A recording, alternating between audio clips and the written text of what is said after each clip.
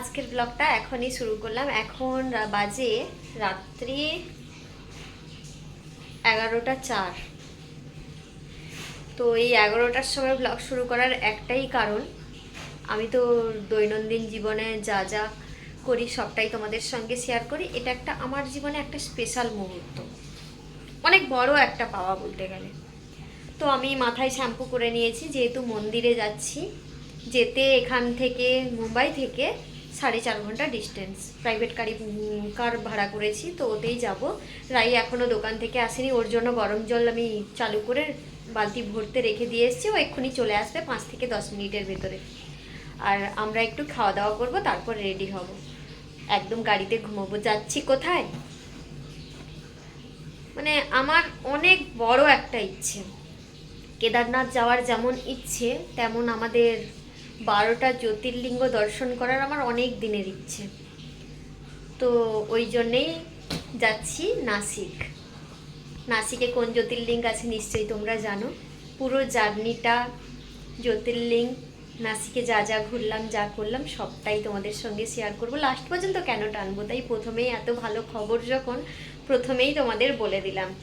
তো চলো সঙ্গে থাকো, দেখতে থাকো। আমি খাওয়া দাওয়া করবো, রেডি হব। রেডি হয়ে একদম গেছি। আগেই তো তোমাদেরকে বললাম যে নাসিক যাচ্ছি জ্যোতির্লিঙ্গ দর্শনের জন্য।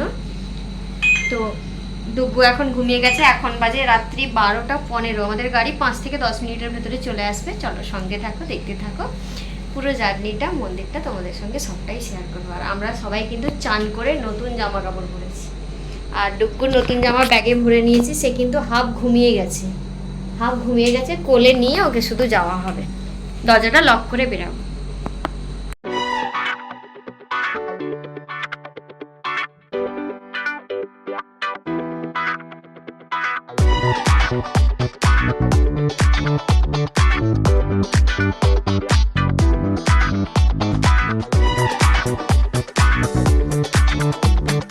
অবশেষে 4.5 ঘন্টা জার্নি করার পর ত্রম্বকেশ্বর জ্যোতির্লিঙ্গের গেটে এন্ট্রি করলাম।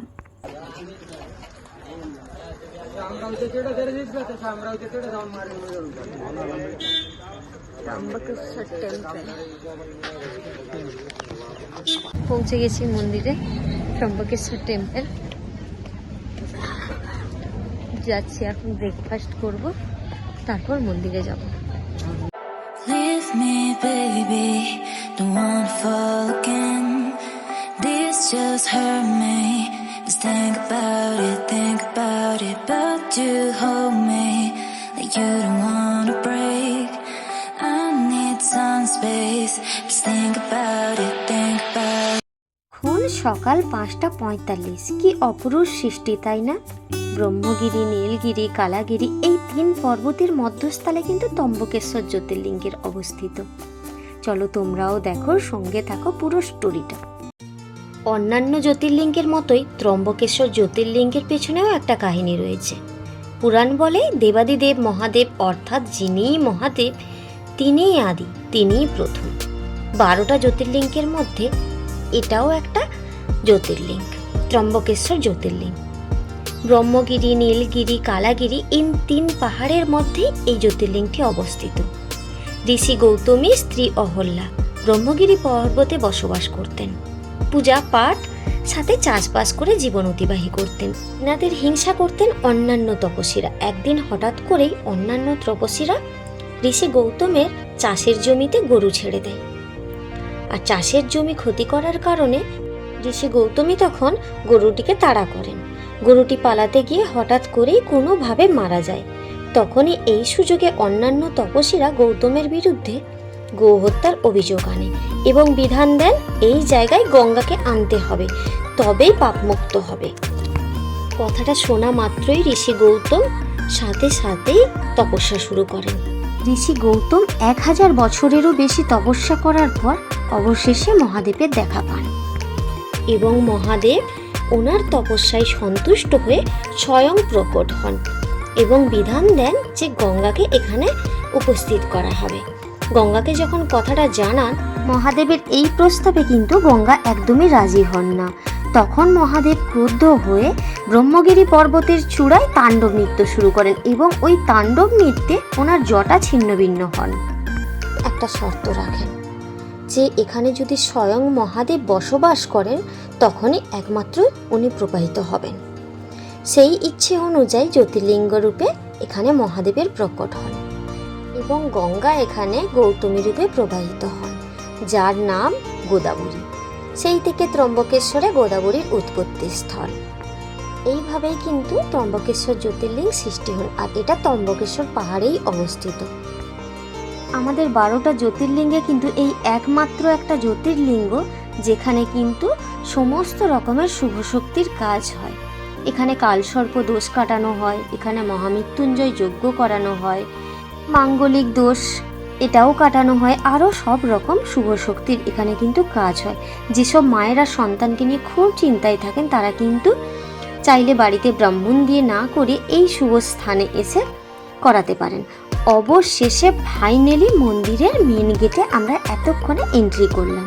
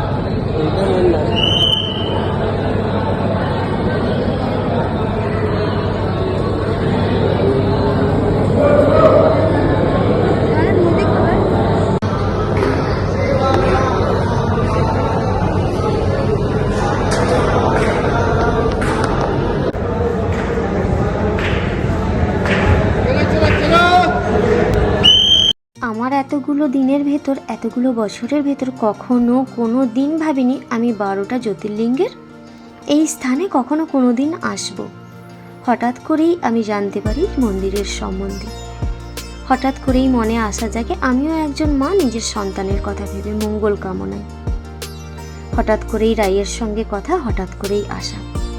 মা হয়ে সন্তানের জন্য এইটুকুই করতে চেয়েছিলাম যে মহাদেবের আশীর্বাদ থাকুক মাথার ওপর, সমস্ত দোষ বিপদ আপদ কেটে যাক, সন্তান আমার যেন তাড়াতাড়ি সুস্থ সবলভাবে জীবন অতিবাহিত করতে পারে। খুব ইচ্ছে ছিল মহাদেবের গর্ভগৃহ থেকে জল নিয়ে ডুগ্গুর মাথায় বুকে ছোঁয়ানো, আমার ডুগ্গুটাও যেন তাড়াতাড়ি ভালো থাকে, সুস্থ থাকে, সপরিবারে আমরা যেন শান্তিতে জীবন কাটাতে পারি, সমস্ত অশুভ শক্তি যেন কেটে যায় আমাদের সংসারের ছায়া থেকে।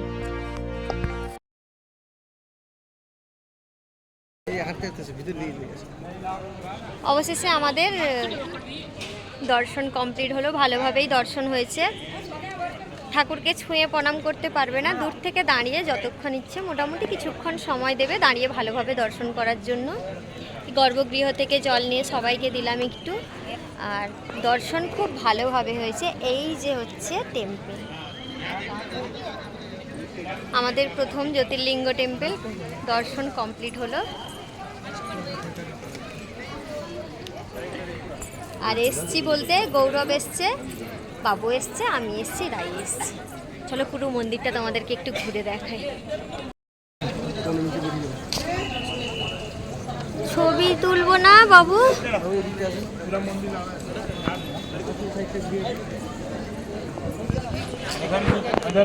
ছবি তুলবো না বাবু?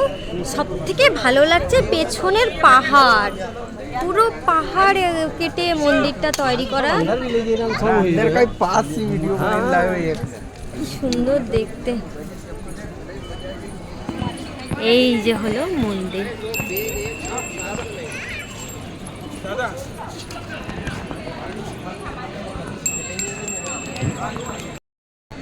এই যে পুকুরটা আছে, এইটা কুম্ভ মেলার সময় দুটো পুকুরে ভাগ হয়েছে। এটা এখন ব্যারিকেড দিয়ে ঘেরা আছে, যাওয়া যাচ্ছে না। এটা ছোট পুকুর, এখানেও চান করে ওখানেও চান করে। আর একটা কুম্ভ মেলার সময় পুকুর চালু হয়। যা। আর এখন কৃষ্ণচূড়া ফুলের সময় পুরো সব জায়গায় দেখছি কৃষ্ণচূড়া ফুলে ভর্তি। চলো চলো চলো চলো, এদিকে এদিকে এদিকে চলো, 4 পাক ঘুরে নি মন্দিরে। বাবুকে কোলে নিয়ে নাও তো। জল খাবে, চলো 4 পাক। কি বলছে সে, কান্নাকাটি করছে কেন?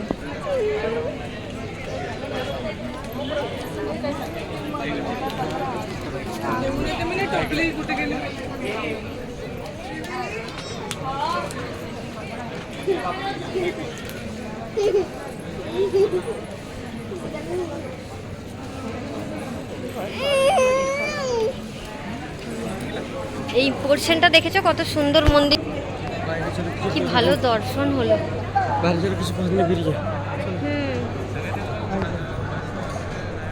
এই যে পেছনে লাইন, এরকম লম্বা লাইন 4টা-5টা ঘরের ভেতর থাকছে। সকালবেলা তো তখন আমাদের ভিআইপি টিকিট দর্শনটা চালু হয়েছিল না, আর তখন বললো যে এখন দরকার নেই, এখন কম অল্পই লোক ছিল, আমরা এসছিলাম। 1 ঘন্টার ভেতরে আমাদের দর্শন কমপ্লিট হয়ে গেছে। যে পুজো আমরা ঠাকুর দর্শন করে যে গেটটা দিয়ে বেরোলাম, এটা হচ্ছে সেই গেট। কালো পাথর দিয়ে মন্দিরটা পুরো করা। এই যে পাহাড়টা না দেখতে কি সুন্দর লাগছে, ছোট লাগছে। হ্যাঁ, ডোনেট করে দাও, 500 টাকা ডোনেট করে দাও। কোথায় ডোনেট, কোথায়?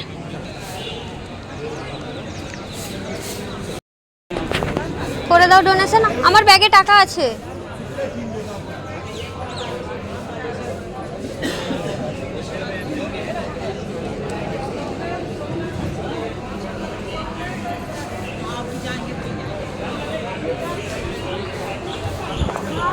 কি হয়, আঞ্জনি পাহাড়টাই যাব, রোডের পাশেই।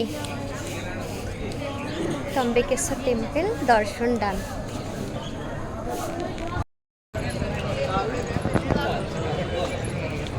বাইরে বেরিয়ে যাচ্ছি।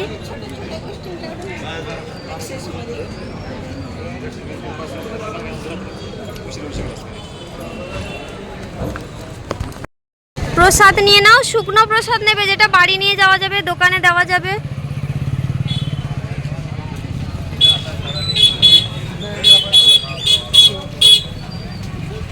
মন্দিরের পেছনের সুন্দর সুন্দর প্রসাদ, কি সুন্দর সুন্দর ব্যাগ। যেটা নিবে না, আমি জানি না, বলতে পারবো না তো। এইগুলো একই নিয়ে নি, একই নিয়ে নাও।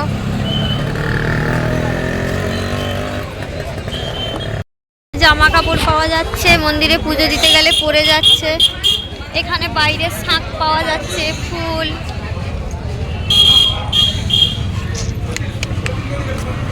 এটা পোকা ধরা না ভালো। ডান্ডাওয়ালা নিব না, এরকম ছোট ছোট নিব, ডান্ডাওয়ালা নিব না। আচ্ছা দেখতে দাও।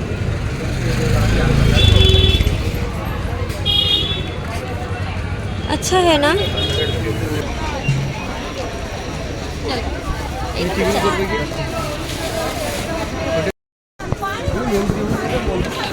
বাইরে থেকে না মন্দিরটাকে ঠিক এরকম দেখতে লাগছে, পাহাড় আর মন্দির দুটো অসম্ভব। মানে আমি কি বলবো, একটা মানে পবিত্র স্থানে এসে যে একটা আলাদা রকম তৃপ্তি হয় না, সেইটা। ভালোভাবে পুজো দিয়ে ঘুরে আমরা কিন্তু বেরিয়ে পড়েছি বাড়ি যাওয়ার জন্য। এই যে দেখছো ব্রহ্মগিরি পর্বতের চূড়া, 3টে পর্বতই পরপর দেখা যাচ্ছিল। রাতের বেলা রাতের অন্ধকারে আসার জন্য পাহাড়ের সৌন্দর্যটা একটু হলেও কম বোঝা যাচ্ছিল। আর এটা না পুরো আদিবাসী এরিয়া, রাতের জন্য এই জায়গাটা কিন্তু সেফ নয়। আসার সময় আমরা অন্য সাইড দিয়ে এসেছিলাম, তখন কিন্তু আঞ্জনি পর্বত দেখতে পেয়েছিলাম। আমি কিন্তু একদমই ঘুমোইনি, পুরো রাস্তাটা রাতে জেগে এসেছিলাম, খুব ভয় করছিল। এখন প্রচণ্ড খিদে পেয়েছে, 11:15 বাজে। আমরা একটা ভালো জায়গায় দাঁড়িয়ে, এখানে যেহেতু ধোসা ইডলি এইসব জিনিস বেশি পাওয়া যায়, তাই আমরাও একটা সিম্পল ধোসা নিয়ে নিলাম। সাদা মশলা ধোসা নিলে যদি শরীর খারাপ হয় এই ভেবে। আর শরীরটা প্রচুর খারাপ লাগছে। এইভাবেই তো আজকে দিনটা কাটলো, সেই কাল রাত থেকে শুরু হয়েছে। দুপুরবেলাও না ঘুমোতে পারিনি, একটু এডিটিংয়ের কাজ ছিল, ওগুলো করেছি কালকে। তো তারপর কিছু খাবার নেওয়ার ছিল, ফ্রুট, ওইসব কেনাকাটা করে গুছিয়ে তারপর কিন্তু আমরা বেরিয়েছিলাম। চলো আজকের দিনটা যেমনই কাটলো সবটাই তোমাদের সঙ্গে ছোট ছোট করে শেয়ার করার চেষ্টা করলাম, কারণ পুরো তো দিতে পারবো না, বেস্ট পার্টগুলো তোমাদের সঙ্গে শেয়ার করেছি। আমার এবারই মুম্বাই আসা, এই নাসিক ট্যুরটা, এই ত্রম্বকেশ্বর জ্যোতির্লিঙ্গের দর্শনটা আমার কাছে বেস্ট মেমোরি হয়ে থাকবে। ওই বেস্ট মেমোরিটা আমার ইউটিউবের ছোট্ট একটা পরিবারের সঙ্গে শেয়ার করলাম। তো আশা করি সবার ভালো লাগলো। সবাই ভালো থেকো, সুস্থ থেকো, সবার জন্যই প্রার্থনা করব সবার যেন ভালো হয়। আর মহাদেবের নাম করে যেও পারলে কমেন্ট বক্সে। টাটা, সবাই ভালো থেকো, সুস্থ থেকো। নেক্সট ব্লগে আবারও তোমাদের সঙ্গে দেখা হচ্ছে নতুন একটি ব্লগের সঙ্গে, আমার লাইফে ছোট ছোট সব কিছু পার্ট নিয়ে।